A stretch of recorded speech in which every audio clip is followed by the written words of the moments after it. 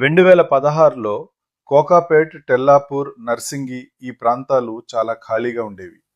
పొలాలు, చిన్న రహదారులు, పెద్దగా అభివృద్ధి లేదు. అప్పట్లో చాలా మంది ఇలా అనేవారు, ఇది సిటీకి చాలా దూరం, ఇక్కడ ఏమీ లేదు, ఇక్కడ ఎందుకు ఇన్వెస్ట్ చేయాలి?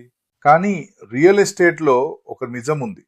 ఇది భయపడిన వాళ్ళను కాదు, ముందే ఆలోచించిన వాళ్ళను ప్రోత్సహిస్తుంది. ఇప్పుడు 2026కు వచ్చేసరికి కోకాపేట్ హైదరాబాద్ లో ప్రీమియం గ్రోత్ జోన్ గా మారింది.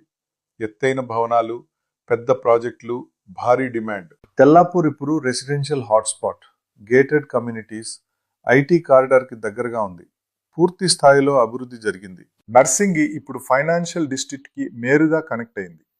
మంచి రోడ్లు, వేగంగా పెరుగుతున్న డెవలప్మెంట్, కొత్త స్కైలైన్. అదే భూమి, అదే ప్రదేశం, కానీ పూర్తిగా మారిపోయిన భవిష్యత్. 2016లో ఇక్కడ ఇన్వెస్ట్ చేసి ఉంటే ఇప్పటికీ చాలా దూరం అని అనిపిస్తుందా?